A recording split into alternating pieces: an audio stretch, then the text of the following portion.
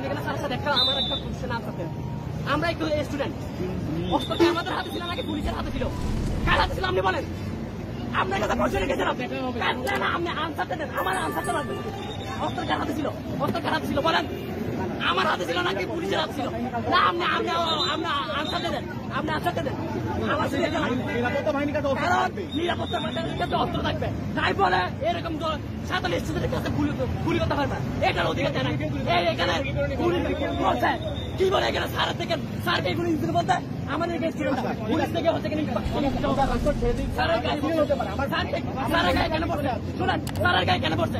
কারণ স্যার ছিল আমাদের সাথে, স্যার ছিল আমাদের সাথে, স্যার আমাদের সাথে ছিল, সেজন্য পুলিশ যখন উঠেন হয়ে গেছে স্যারের গায়ে পড়ছে।